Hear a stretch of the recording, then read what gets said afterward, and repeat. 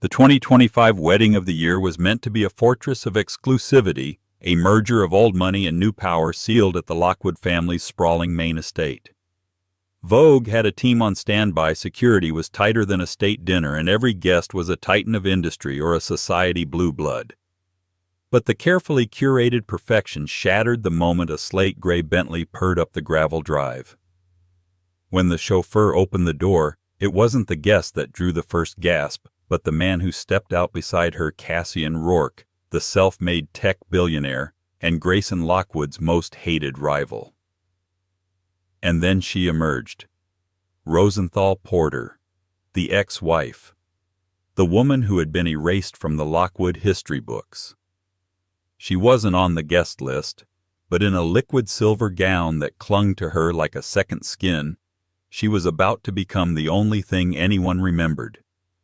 The air on the bluffs of Acadia was thick with the scent of salt and money. Helicopters had been ferrying guests in all afternoon, their rhythmic thumps a modern drumbeat against the timeless crash of waves on the granite cliffs below. The Lockwood estate.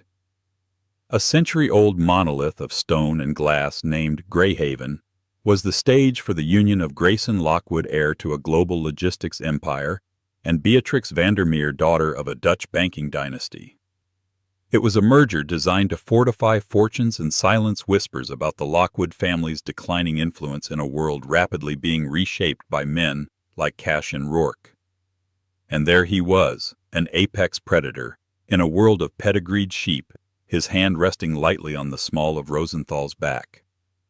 Cassian's presence alone was a declaration of war. He and Grayson had been locked in a brutal corporate battle for the better part of 5 years, a fight that was as personal as it was professional. For him to show up at Grayson's wedding was an audacious, almost theatrical act of provocation. But it was Rosenthal who was the true spectacle. 3 years ago, Rosenthal Porter had been Rosenthal Lockwood. Her divorce from Grayson had been a vicious public affair meticulously orchestrated by Grayson's mother, Madeline Lockwood.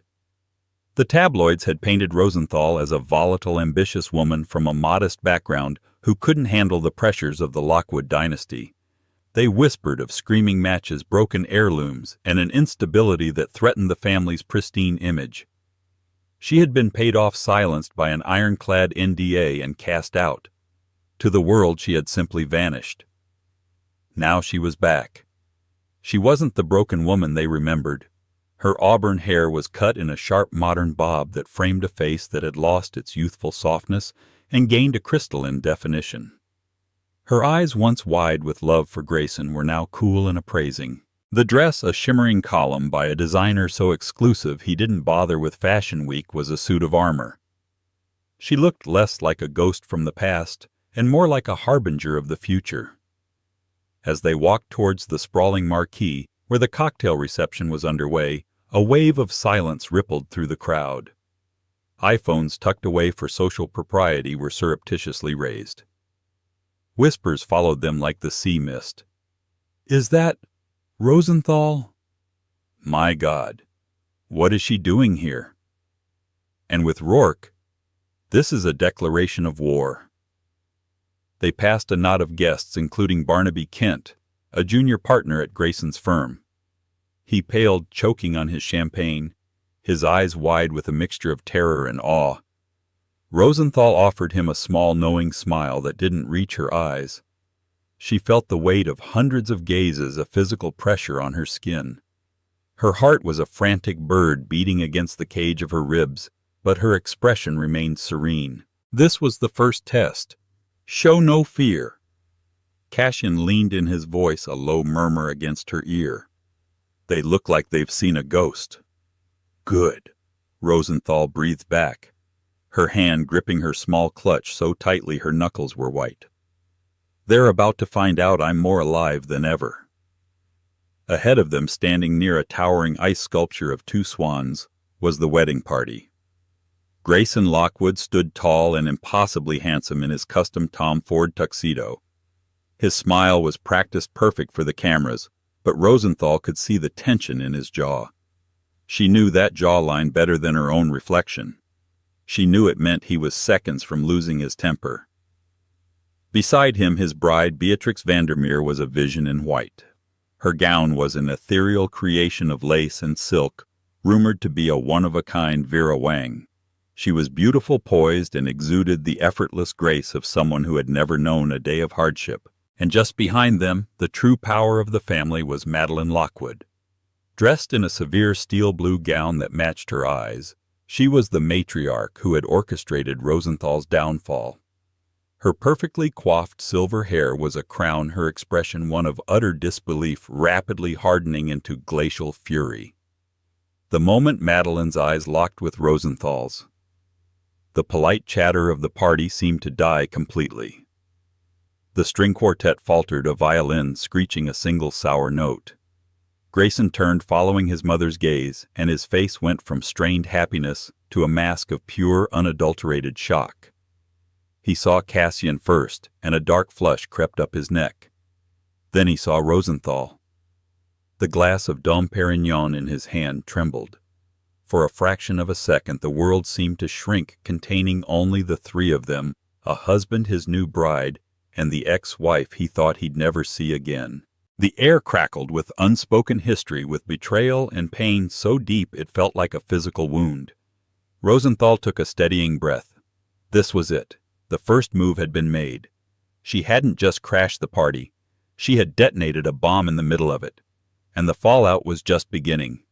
The 100 yards between the entrance and the wedding party felt like a mile-long gauntlet. Every eye was a judgment, every whisper a stone. Rosenthal kept her chin high, her posture perfect, channeling years of etiquette lessons Madeline herself had insisted upon. She was using the weapons of her enemy against them. Grayson was the first to move. He handed his champagne flute to a stunned-looking Beatrix without a word and strode towards them, his long legs eating up the manicured lawn. He was a man used to command, to having the world bend to his will, and his face was a thundercloud of rage. "Rourke!" He snarled, his voice low and dangerous, ignoring Rosenthal completely. "What in God's name do you think you're doing here? Get off my property, now!" Cassian Rourke, who had built a multi-billion-dollar empire by disrupting old guard institutions like the one Grayson represented, simply smiled. It was a lazy, infuriatingly confident smile. "Grayson, relax. It's a party. I heard you were getting married and wanted to wish you well. My invitation must have been lost in the mail." He gestured towards Rosenthal. "Besides, my date was so looking forward to it." Only then did Grayson's eyes snap to Rosenthal. The raw fury was replaced by a complex storm of emotions, shock, confusion, and a flicker of something else, something that looked painfully like old hurt. "Rosie." He breathed her name, a ghost on his lips. "You can't be here." "And yet here I am," she replied, her voice steady despite the violent tremor in her soul. Seeing him up close, smelling the faint familiar scent of his cologne, a custom blend from a perfumer in Paris, was like a punch to the gut. The memories she had worked so hard to bury threatened to break through the surface. A rainy afternoon in their first apartment, his laughter as they tried to assemble a piece of furniture, the weight of his hand in hers. "This is a private event," Grayson said, his voice regaining its harsh edge as he rebuilt his walls. "You're trespassing." "Am I?" Rosenthal countered, allowing a small, cold smile to touch her lips. "I helped design this garden, Grayson. I chose the very roses your mother is about to have a stroke over. I think I know my way around." It was a calculated strike, a reminder that she had once been mistress of this house, before Beatrix, before the lies. Madeline Lockwood arrived, a regal ship sailing in her son's wake. Her eyes, the color of a winter sky, raked over Rosenthal's dress, her hair, her very existence with undisguised contempt. "Rosenthal," Madeline said, her voice dripping with venomous civility. "I see you've found a new benefactor. Tell me, Mr. Rourke, what's the going rate for this kind of loyalty these days? I trust you're paying her more than we did for her silence." The insult was designed to humiliate, to cast Rosenthal as a paid escort. It was the same tactic Madeline had used during the divorce proceedings, leaking stories that painted her as a gold digger. In the past, it would have shattered her. But the Rosenthal who stood here today was forged in that fire. "Careful, Madeline. Cassian interjected smoothly, stepping slightly in front of Rosenthal. "You're talking about my guest. And you wouldn't want to start any unpleasant rumors on your son's big day. The press is just over there after all." He nodded towards a pen of photographers near the cliffs. Just then the bride herself arrived. Beatrix Van der Meer glided to Grayson's side, slipping her arm through his. She looked at Rosenthal, not with anger, but with a kind of placid curiosity, as if observing an exotic but harmless creature. "Darling, who are your friends?" she asked, her voice light and musical with a faint European accent. "They're not friends, Bea," Grayson said through gritted teeth. "They're leaving." "Oh, but they just arrived?" Beatrix said, her gaze unwavering. She looked directly at Rosenthal. "You must be Rosenthal. Grayson has told me so little about you." The slight emphasis on little was a masterstroke of social warfare. It dismissed Rosenthal's entire history with Grayson 5 years of marriage as a footnote. Rosenthal met her gaze. "And you must be Beatrix. It's brave of you marrying into this family. I hope you have a stronger constitution than I did." The air grew thick with unspoken meaning. It was a direct challenge, a warning veiled as a pleasantry. For the first time, a flicker of uncertainty crossed Beatrix's perfect features. Grayson had heard enough. He took a step forward, his towering frame casting a shadow over Rosenthal. "Security!" he called out, his voice booming across the lawn.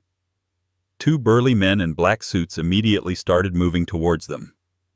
"Don't bother Grayson," Cassian said calmly, pulling a folded document from his jacket pocket.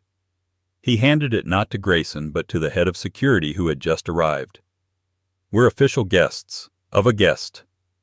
The security chief unfolded the paper. It was a formal invitation, pristine and embossed with the Lockwood Van der Meer crest. At the bottom was a line for a +1, and scrawled in elegant script was the name Rosenthal Porter. The invitation belonged to a Lord Ashworth, a notoriously reclusive British duke with a significant stake in a company Cassian had recently acquired. He was a man the Lockwoods wouldn't dare offend. Grayson stared at the invitation, then at Cassian, his face a mask of disbelief and dawning fury. They had been outmaneuvered. He couldn't throw them out without causing a major international incident. He was trapped.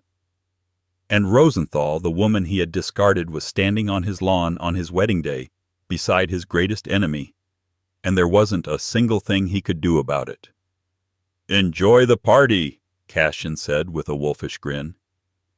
He roseately guided Rosenthal away from the seething Lockwoods and towards the main marquee, leaving the bride, the groom, and the matriarch standing frozen in a tableau of impotent rage. As they walked away, Rosenthal allowed herself a single fleeting glance back at Grayson. His eyes were still on her, and in their depths she saw the battle raging, the fury at her betrayal, warring with the ghost of a love he had once claimed was eternal.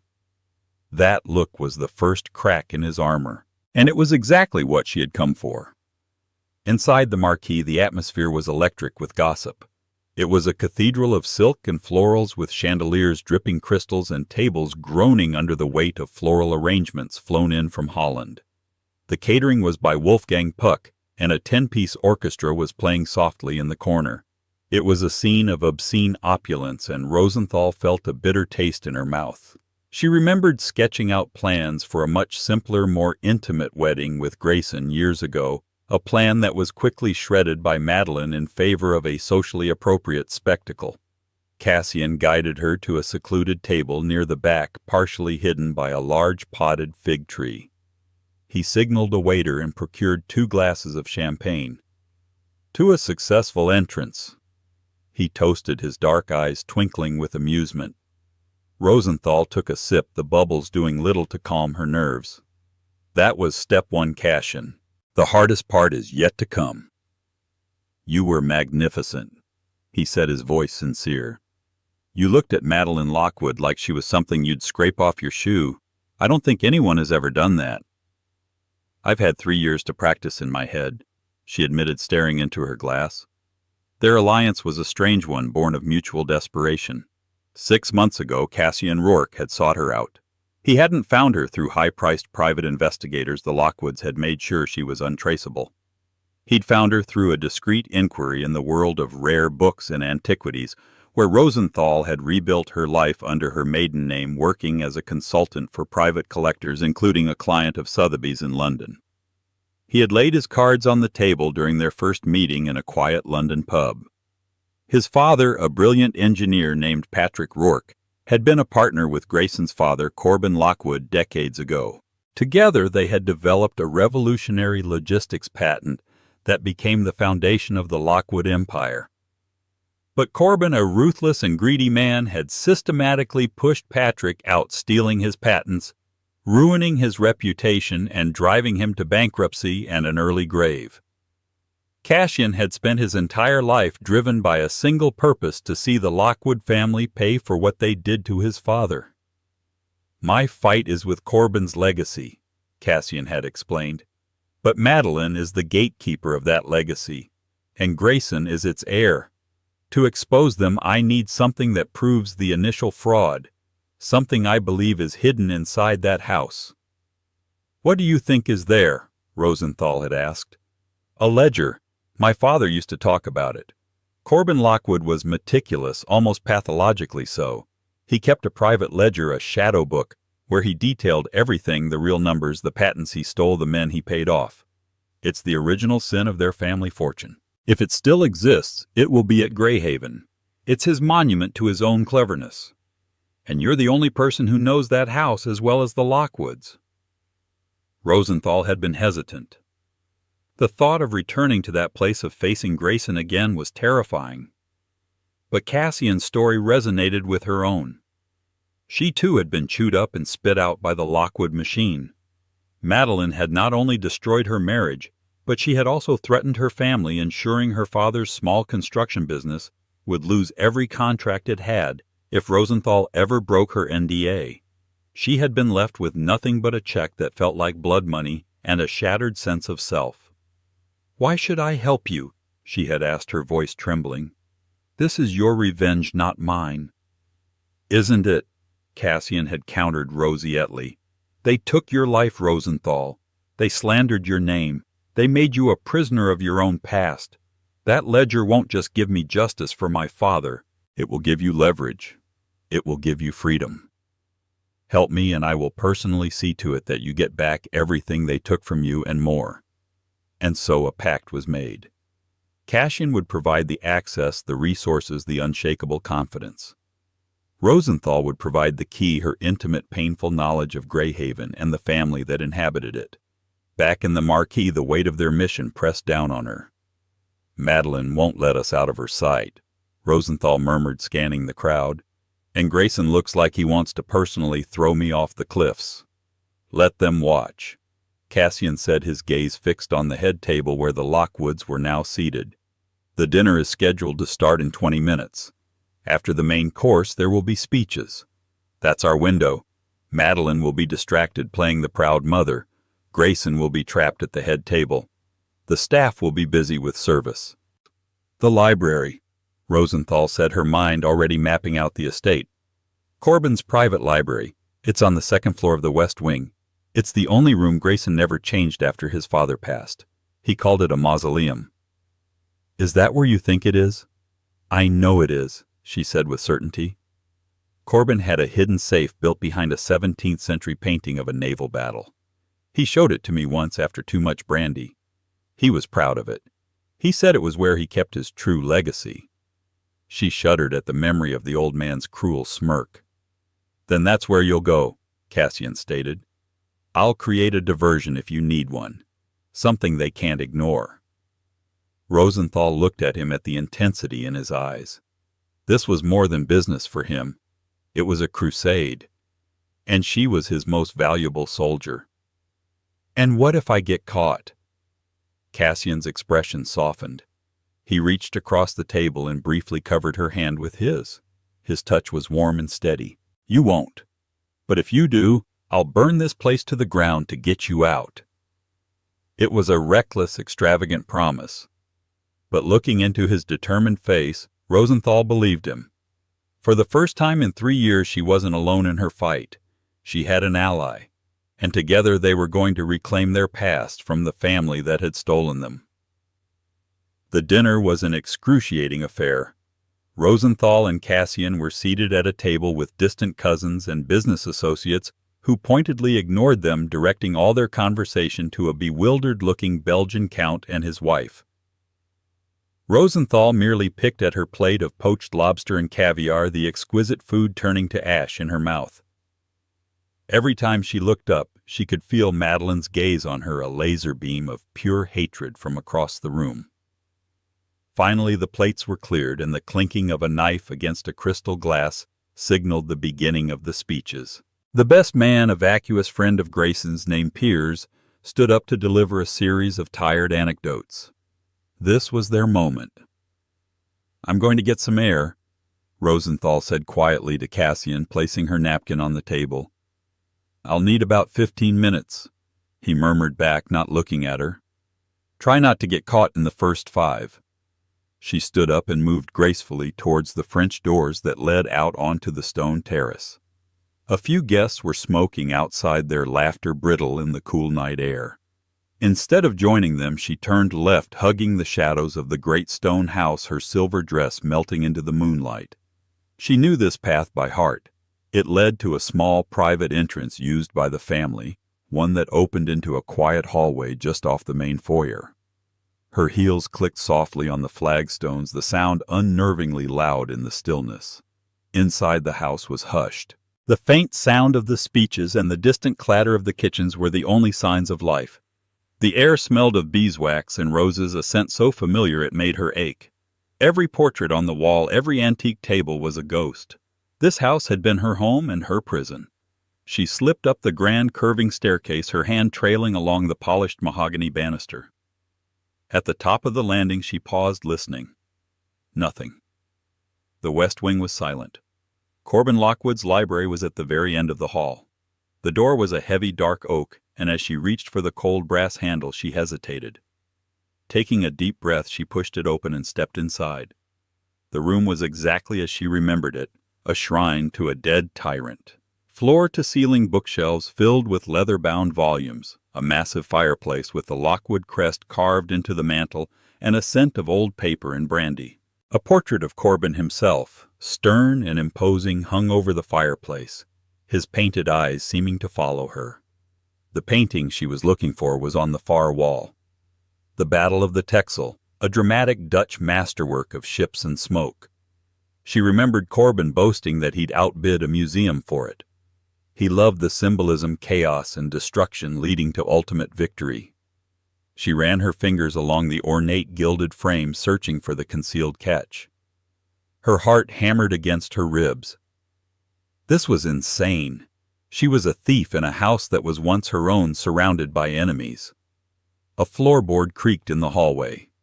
Rosenthal froze, her blood turning to ice. She flattened herself against the bookshelves, melting into the shadows cast by a reading lamp. She held her breath, listening. The footsteps were light, slow, and deliberate. They stopped right outside the library door. The handle began to turn.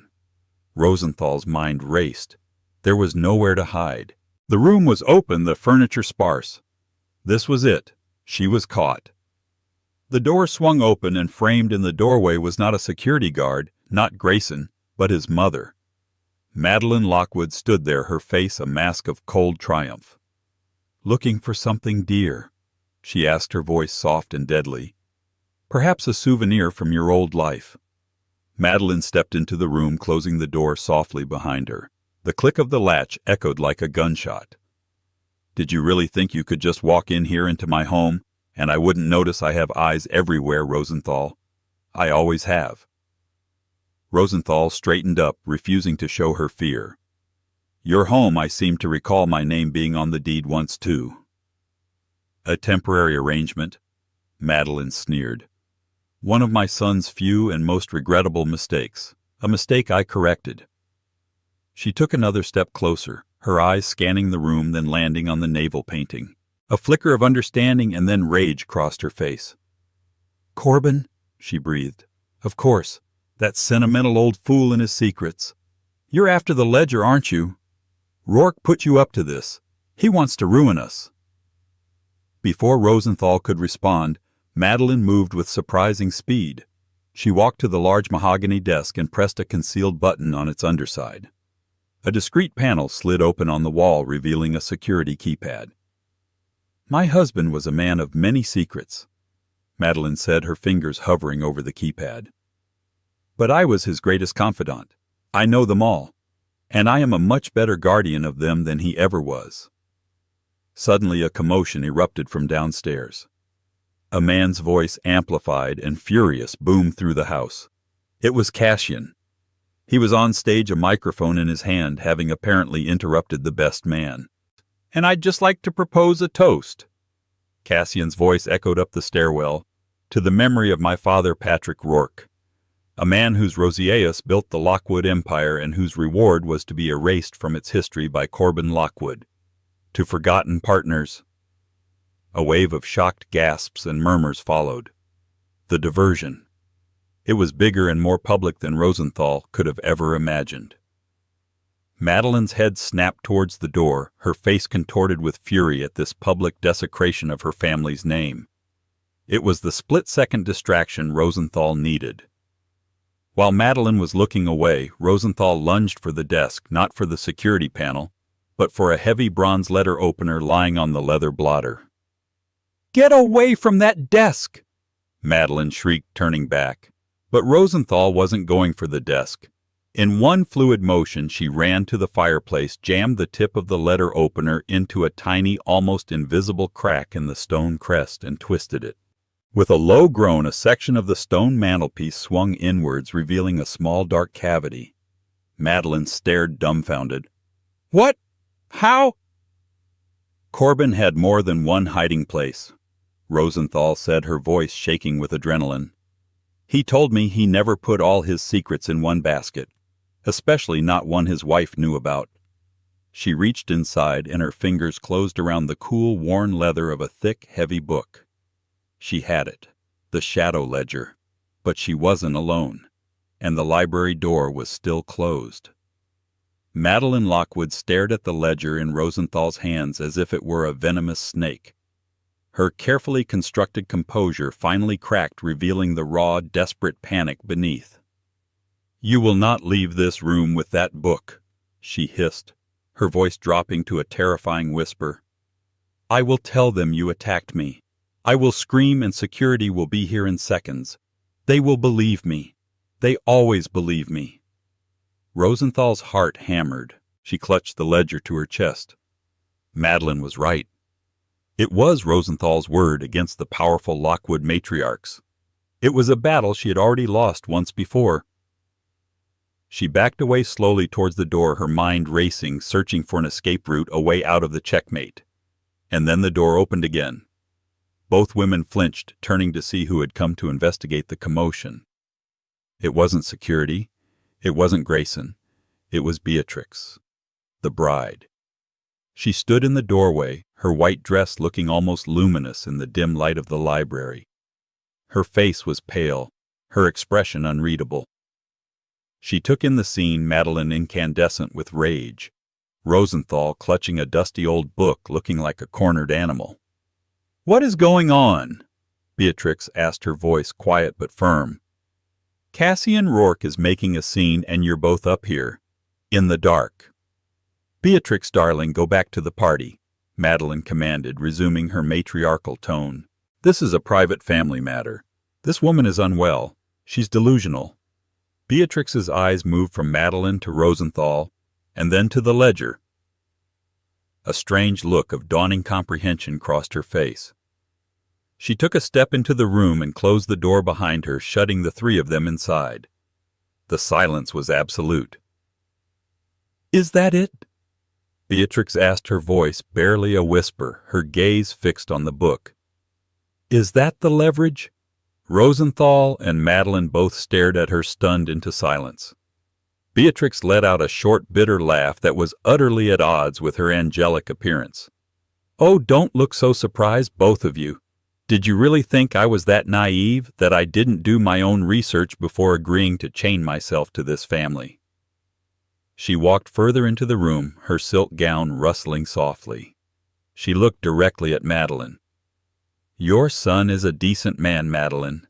A bit weak, perhaps. A bit too eager to please you. But he's decent. You, however," she shook her head, "you are a monster." Madeline was speechless, her mouth opening and closing like a fish. Beatrix turned her attention to Rosenthal. "My father's bank," she said, her voice now trembling with a suppressed anger Rosenthal recognized all too well. "The Van der Meer Bank has been struggling for years. We took some risks, made some poor investments after the 2008 crisis, things that weren't strictly legal. Your mother-in-law," she said with a venomous glance at Madeline, "somehow acquired proof of our indiscretions. She used it to arrange this marriage. A merger, she called it. To pour Lockwood capital into our bank and save us from ruin. In exchange, I would marry her son and give the Lockwood name the legitimacy of Van der Meer heritage. It wasn't a merger. It was blackmail." The revelation hung in the air thick and poisonous. Rosenthal finally understood. Beatrix wasn't a rival. She was a fellow victim. A different cage, but a prisoner all the same. She told my father, Beatrix continued, tears welling in her perfect blue eyes, that if I ever stepped out of line, if I didn't perform my duties as the perfect Lockwood bride, she would release the documents and send him to prison. My own father. Madeline finally found her voice. "You ungrateful little shrew, we saved your family." "You bought my family," Beatrix retorted, her voice rising. "You bought me. I am just another one of your assets, another piece in your collection, like that painting on the wall." An idea wild and desperate began to form in Rosenthal's mind. They were two against one. The balance of power in the room had just shifted. "Beatrix," Rosenthal said, her voice low and roseate. "This book. It contains evidence of financial crimes committed by Corbin Lockwood. Fraud, theft, everything. It's enough to ruin the Lockwood name forever. It's enough to destroy her." Beatrix's gaze snapped back to the ledger, her eyes wide. "Is it true?" she whispered to Madeline. Madeline's face was a mask of pure hatred. She didn't need to answer. Her silence was a confession. "If I get this book out of here," Rosenthal pressed, "to Cassian Rourke, he will expose everything. The foundation of the Lockwood fortune is a lie. Your deal with Madeline becomes void. The blackmail is over. Your family will be free." Beatrix stared at her, the gears turning in her mind. Freedom. It was a word she probably hadn't dared to even think for months. "But Grayson," Beatrix faltered, "it will destroy him too. He deserves to know the truth." Rosenthal said, her voice softening. "He deserves to be free of her too. We all do." For a long moment Beatrix was silent. She looked at Madeline, whose face was now ashen with fear and fury. She looked at Rosenthal, who stood there offering a terrifying, impossible chance at liberation. And she looked at the ridiculously expensive white gown she was wearing, a beautiful cage of silk and lace. Finally, she took a deep, steadying breath. She walked over to the library door and locked it from the inside. Then she turned her eyes clear and resolved. "Okay," Beatrix said, her voice ringing with newfound strength. "What do we need to do? The bride wasn't just an ally. She was the key to their escape." "She'll have security on every exit," Beatrix said, her mind working quickly. The panicked debutante was gone, replaced by a cool-headed strategist. "We can't just walk out the front door." "Cassian is still downstairs," Rosenthal said, her mind racing. "The speeches are in the main marquee. If we can get this to him, he'll know what to do." "There's a service tunnel," Beatrix said suddenly. "It runs from the main kitchen to the staff quarters near the back gate. The florists used it this morning to bring in the arrangements without disturbing anyone. It's the one place she won't be thinking about." "How do we get to the kitchen without being seen?" Rosenthal asked. "Follow me," Beatrix commanded. She led them not out into the main hall, but through a discreet door, concealed in the bookshelves, a secret passage. Corbin had them built all over the house. He was a paranoid old man. The passage was dark and dusty, smelling of old wood. It wound its way down, eventually letting them out into a butler's pantry adjacent to the main kitchen. The sounds of the dinner service were deafening. Shouted orders, clattering plates, the hiss of the ranges. It was chaos. And it was the perfect cover. As they slipped into the bustling kitchen, a chef shouted at Beatrix, "Ma'am, you shouldn't be back here." Beatrix didn't miss a beat. She lifted her hand to her head dramatically. "I'm feeling faint. All the excitement. I just need some water. Please, everyone, just carry on." Her performance was so convincing that the staff, flustered at the sight of the bride in their domain, averted their eyes and went back to work. Beatrix led Rosenthal through the labyrinthine kitchen towards a heavy steel door at the far end, the entrance to the service tunnel. Just as Rosenthal reached for the handle, a voice cut through the noise. "Be Rosie! What on earth is going on?" It was Grayson. He stood at the other entrance to the kitchen, his face a mixture of confusion and suspicion.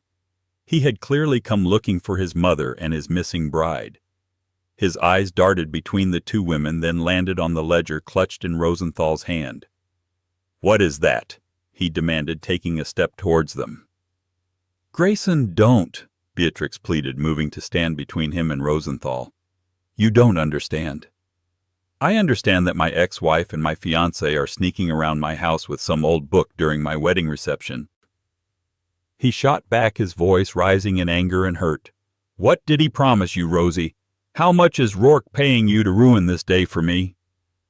The accusation, the assumption that she was only motivated by money, struck Rosenthal like a physical blow. It was the same lie his mother had fed him 3 years ago. "This has nothing to do with money," Rosenthal said, her voice shaking with a sudden fierce anger. "This is about the truth, Grayson. The truth your mother has been hiding from you your entire life." "My mother," he scoffed. "What does she have to do with this?" "Everything," Beatrix cried out. "She blackmailed my family, Grayson. This wedding, our entire relationship, it's a lie, orchestrated by her to save her own reputation." Grayson stared at Beatrix, his face slack with disbelief. "That's ridiculous. You're hysterical." "Am I?" Rosenthal stepped forward, opening the ledger. The pages were filled with Corbin's spidery, precise script. "Ask your mother about Patrick Rourke. Ask her about the patents your father stole to build this company. Ask her about the men he paid off, the lives he ruined. It's all in here. Every last crime." She thrust the book into his hands. Grayson looked down at it, his hands trembling. He flipped through a few pages, his eyes scanning the columns of names and numbers. He saw names he recognized, old family friends, former board members. He saw figures that made no sense, payments to shell corporations, notes on intimidation tactics. And then he saw a detailed entry about the systematic dismantling of Patrick Rourke's career, signed with his father's arrogant flourish. The blood drained from his face. The world he had known, the legacy he was meant to inherit, was crumbling before his eyes. At that moment, Madeline appeared in the doorway behind him, flanked by 2 security guards. She had found another way down. Her face was a mask of cold fury. "Grayson, give me the book," she commanded. "Don't listen to her lies." Grayson looked from the ledger to his mother's hard, unforgiving face. He saw the truth in her eyes, the desperate denial that was a confession in itself. He saw a lifetime of manipulation, of being molded and controlled, of being kept in the dark. "Is it true?" he whispered, his voice cracking. "All of it. Your father did what was necessary to build a future for you." Madeline said, her voice unwavering. "I did what was necessary to protect it. You should be grateful." The coldness of her admission, the complete lack of remorse, finally broke something inside Grayson. The obedient son disappeared, replaced by a man seeing his life for the lie it was. He looked at Rosenthal, his eyes filled with a profound, soul-deep agony. "The divorce," he said, his voice barely audible. "The things she told me you did, said. It was all a lie, Grayson," Rosenthal said softly. "She needed me gone because I was starting to ask questions. I was getting too close to the truth." Grayson closed his eyes, a single tear tracing a path down his cheek. He opened them again, and the look he gave his mother was one of utter revulsion. He turned and walked past the stunned security guards, past his horrified mother, and handed the ledger back to Rosenthal. "Go," he said, his voice raw. "Get it out of here. Burn it all to the ground." Then he turned to face his mother, no longer a pawn, but a king ready to abdicate a poisoned throne. "As for you," he said to Madeline, his voice echoing in the suddenly silent kitchen, "we need to talk." Rosenthal and Beatrix didn't wait. They wrenched open the heavy steel door and plunged into the darkness of the service tunnel, leaving the ruins of the Lockwood dynasty imploding behind them. The service tunnel was a gullet of cold stone and damp earth. The sudden transition from the kitchen's frantic heat to the subterranean chill was a shock to the system. A single line of dim, caged bulbs cast long, distorted shadows on the weeping brick walls.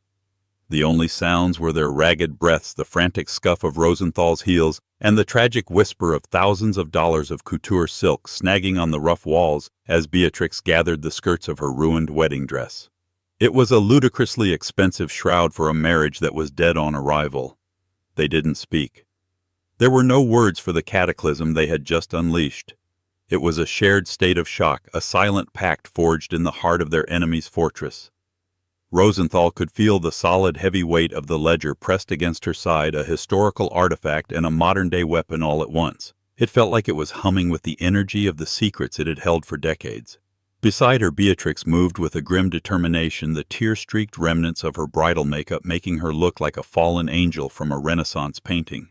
When they finally burst out from a heavy steel door at the far end of the tunnel, the cool night air was a relief, washing over them and clearing their heads. They were behind the estate's sprawling garages, a sterile, functional space, worlds away from the curated opulence of the party. The music was a faint, muffled throb, the ghost of a celebration that was now awake.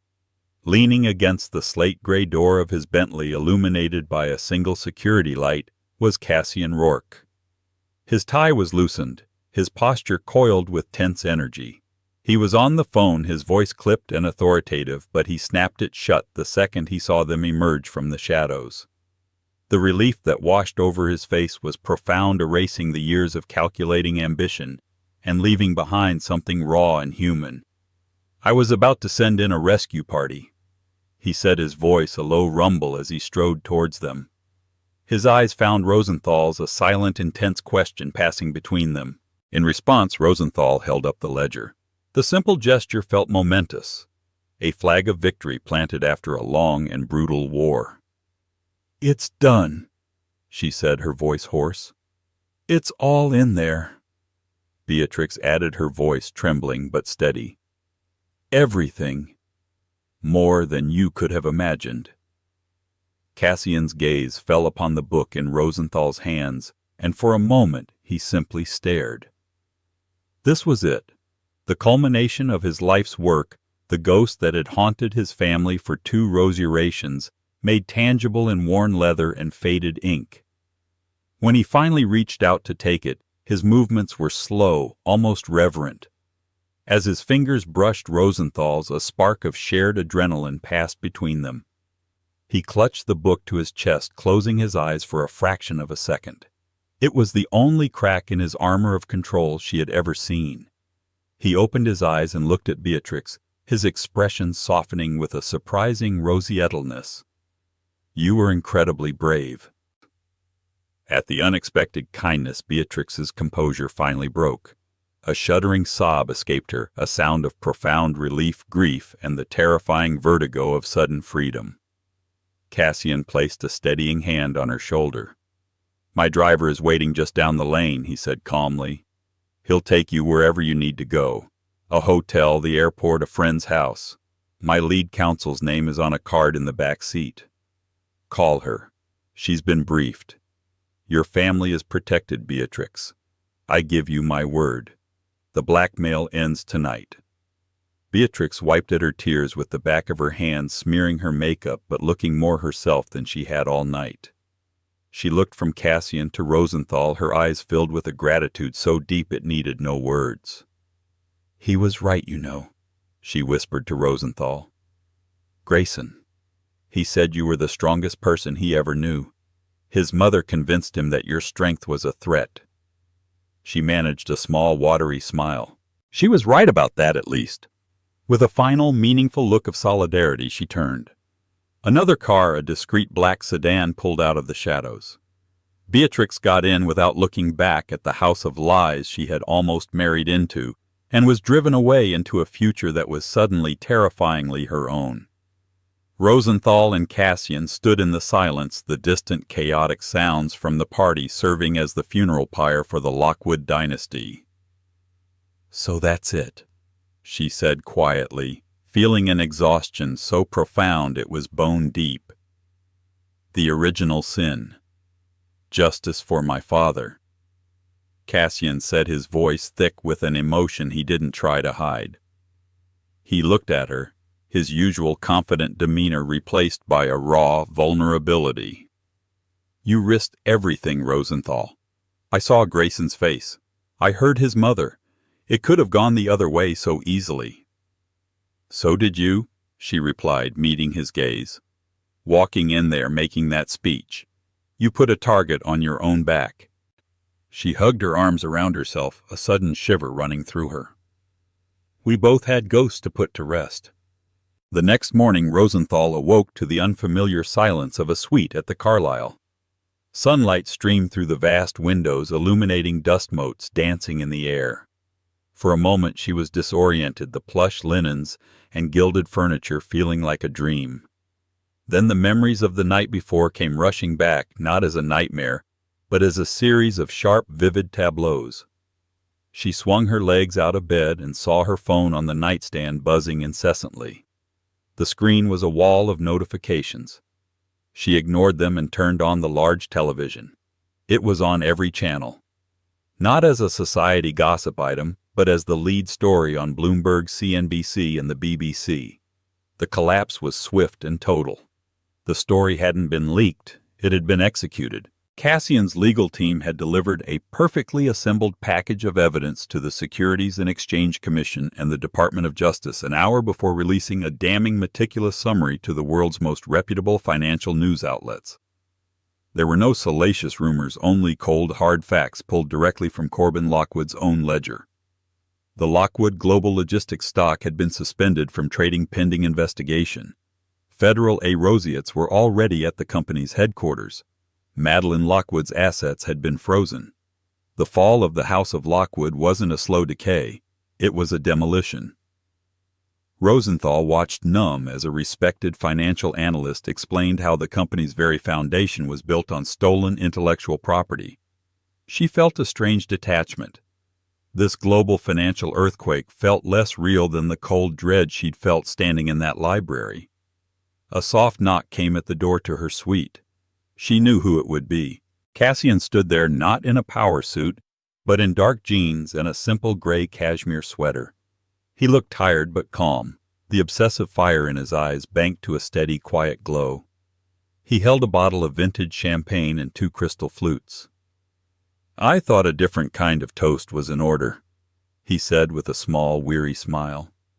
He opened the bottle with a muted pop, and they stood on the balcony, the vast roaring life of New York City spread out below them. The contrast with the isolated, suffocating grandeur of Greyhaven was staggering. "What will happen to Grayson?" Rosenthal asked, her voice quiet. It wasn't an idle question. Despite the pain he was a part of her history she couldn't simply erase. "He's cooperating fully," Cassian said, swirling the champagne in his glass. "His lawyers contacted the U.S. Attorney's Office at dawn. He released a public statement an hour ago. He's renouncing his position, his inheritance, everything. He's liquidating his personal assets to establish a restitution fund for the families his father swindled. My family is first on the list." Cassian looked at Rosenthal, his expression unreadable. "It won't undo the past, but he's trying to do the right thing, finally." Rosenthal nodded, absorbing the news. A quiet sadness settled in her. She had loved the man Grayson could have been, and now, ironically, it was only in the complete ashes of his life that he might finally become him. "And what about you?" Cassian asked, his tone shifting from business to something deeply personal. "The architect of the victory. Our deal is done. The NDA Madeline forced on you is now worthless paper. You're free. I owe you anything you want. A new start, a quiet life in some sun-drenched paradise, a fund to start your own business. Just name it." Rosenthal looked out at the endless city, at the millions of lives intersecting below. For 3 years she had dreamed of this moment. She thought she would want retribution to see Madeline humbled, to have the world know the truth. She had achieved all of it, but the feeling wasn't the fiery triumph she had expected. It was a quiet, profound stillness. The war was over, and she had survived. "I don't want revenge anymore," she said, turning to face him.